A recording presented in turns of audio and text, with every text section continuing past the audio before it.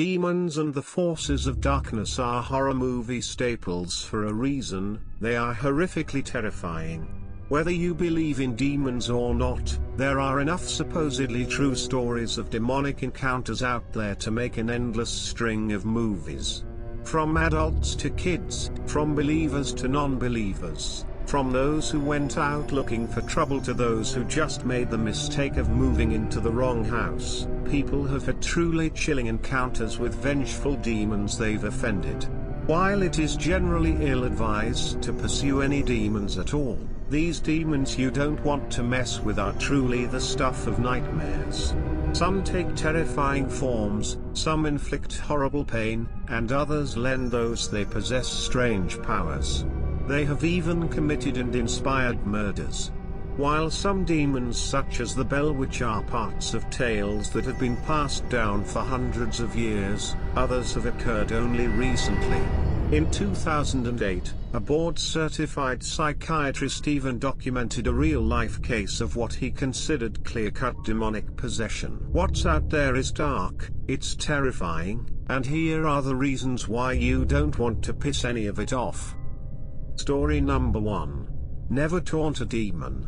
Shortly after his family rented a new home, 11-year-old David Glatzel was repeatedly visited by demons that took both bestial and human forms, and would threaten and attack him, leaving mysterious wounds all over his body. The rental house was the site of strange occurrences that only worsened after a priest performed the cleansing. Glatzel would speak in tongues and randomly convulse and levitate. He became obese, gaining 60 pounds in only a few months. Multiple exorcisms revealed the names of the 43 demons which possessed him, but did nothing to fix the problem. Things got even worse when David's sister's fiancée, 19-year-old Ann Johnson, taunted the demons inhabiting David, demanding they leave David alone and possess his body instead.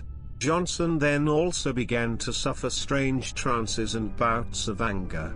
He crashed his car into a tree, claiming that demons had taken control of the vehicle. Formerly a calm and mild-mannered person, Johnson got into an argument with his landlord, Alan Bono, and stabbed him to death, later claiming that he remembered none of it. This was the first high-profile murder case in America where being possessed by demons was used as a legal defense, though the judge rejected this defense. Story number 2.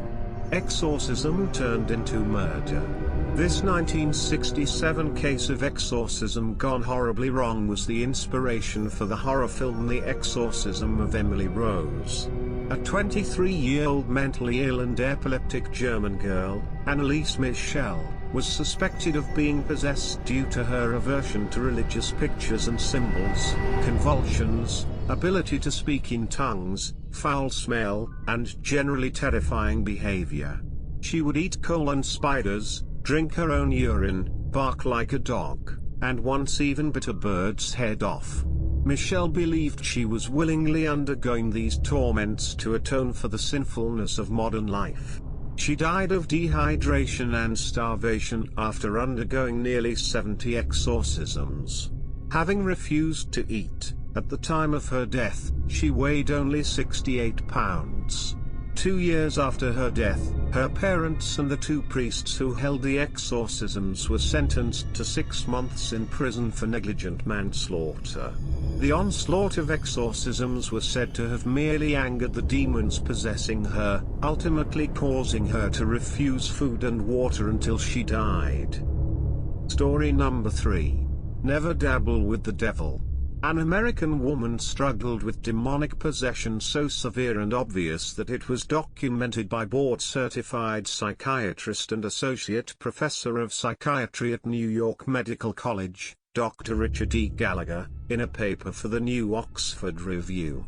The woman, called Julia, could speak foreign languages unknown to her, levitate seemingly at will, and also demonstrated psychic powers, including knowing private information about others that she had no means to know. Gallagher wrote the paper in order to academically document a case of demonic possession. The patient, who was previously known to have ties to Satanists, may have done something to conjure or otherwise anger dark forces. Story number 4. Satan's Mirror. After picking up an antique mirror they found in a dumpster outside their London home, Joseph Birch and Donna Humboldt quickly found themselves in a dangerous situation. They suffered bad luck, including both health and financial problems. More frightening, they would wake up screaming in pain, see flickering shadows in the mirror, and even find themselves covered in inexplicable red scratches. These are some of the telltale signs of a demonic possession. In order to get rid of the mirror, they put it up on eBay, openly admitting all that had happened to them, only for a single mysterious buyer to bid on it and buy it. Story number 5. The Demon House of Gary, Indiana. In 2014, LaToya Ammons and her 3 children moved into a new home in Gary, Indiana. Unbeknownst to them, it was the residence of what some experts claim to be over 200 demons. These demons were enraged by this disturbance of their space. They possessed and tortured the children so horribly that the Indiana Department of Child Services and the police both launched investigations. An exorcism was even allegedly authorized by the local branch of the Catholic Church. Zach Bagans, host and producer of the show Ghost Adventures, had the house destroyed in early 2016 as part of a documentary on the supernatural he was putting together. Bagans told the Indie Star, "Something was inside that house that had the ability to do things that I have never seen before, things that others carrying the highest forms of credibility couldn't explain either. There was something there that was very dark yet highly intelligent and powerful." Story number 6. The real story of the Exorcist movie. The Exorcist is considered one of the greatest horror films of all time, but not many people know that the possession of poor Egan in the film was actually based on the real-life exorcisms of 14-year-old Robbie Mannheim, who was known at the time as Roland Doe to protect his privacy. The boy found himself possessed by a terrifying demon after using a Ouija board to try and contact his dead aunt in the 1930s. Objects would be thrown around, furniture would be toppled over, strange footsteps could be heard within his home, and religious pictures would vibrate on the walls as he passed. At school, his desk would slide around the room in front of witnesses. A series of violent and unsuccessful exorcisms followed, during which he spoke in tongues and attacked priests with horrifying strength. Eventually, an exorcism was successful, and he went on to live a normal life. Story number 7. The Bell Witch. One of the most famous hauntings in American history is that of the Bell Witch, a malevolent entity that attacked a pioneer family with the trademark malevolence of a powerful demon. The entity largely focused its attentions on the youngest of the Bell family, Betsy, and the father, John Bell. The demon would slap Betsy, pull her hair, and leave marks on her body. When John Bell died, the demon claimed to have poisoned him. This intelligent presence could hold a conversation and even predict events, but it mysteriously disappeared after John Bell's death. All sorts of claims have been made regarding what the family did to anger the seemingly demonic spirit. Some say that the family was cursed, others that the land was cursed and the family angered an evil spirit by settling there.